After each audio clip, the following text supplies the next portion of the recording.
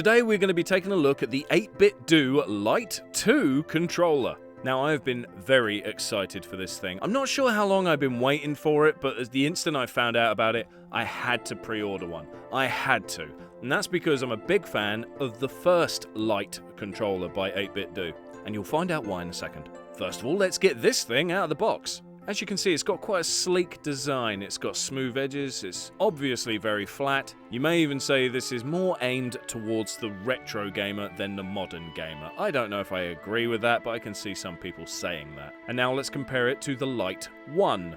Now, the Lite 1 comes in this color, the turquoisey green, and yellow. The Lite 2 comes in pink and the greeny turquoisey color you see of the Lite 1 here. So there you are. Now you've got a bit of an idea of what colors are available. Obviously, the first one, the Lite 1, is D-pads.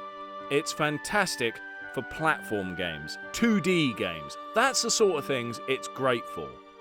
The sort of things it's useless for, first-person shooters.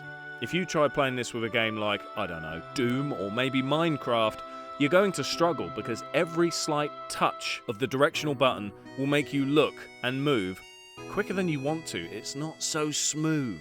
I'm hoping that the Lite 2 will fix that. I should imagine it will, since it has analog sticks. But what else does it have?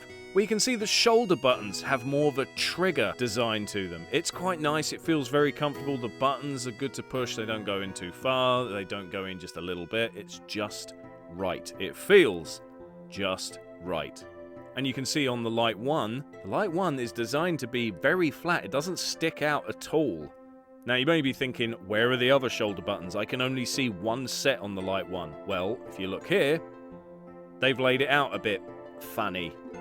Yeah, you get used to it with the Lite 1. You do get used to it, but it is nice that with this redesigned Lite 2, they've just done away with that and gone back to the traditional method of laying out the controls. The sticks on the Lite 2 move just the right amount. They're not moving too far, so you feel like the game's going to struggle, where you're taking too long to look at what you want to look at or go where you want to go to in the game. They look a bit thin.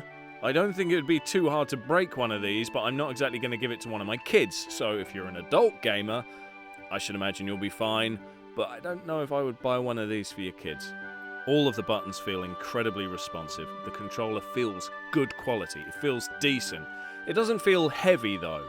Normally you can rely on a controller being of decent quality by the weight. This isn't heavy, but it's not light either. As I hold it, it does not feel like a cheap controller. It feels good quality. And here you can see me syncing it up with the Switch and playing it. It was a little bit of a bugger to sync up, but it turns out that's just because I'm an idiot and I was doing it wrong. It synced up very quickly once I did it properly. And I was going to show you some footage of playing Minecraft just to prove the point of first-person shooter, but the stupid fucking game wants me to download something, so nuts to it, I don't have time for that. Instead, here is Xenocrisis. Plays well, feels great, no complaints. But what do you reckon? Would you buy the Lite 2, or would you be leaning more towards the Lite? Remember, the Lite 1, brilliant for 2D platformers. If you want to play Doom, go for the Lite 2. Thank you very much for watching this episode of GamePoke. If you enjoyed it, please click like, subscribe, leave a comment. It's all good. And if you're already a big fan of the channel, don't forget to check out the latest community poll voting on what Sega Head episode you would like made. Thanks again for watching, and I'll see you next time.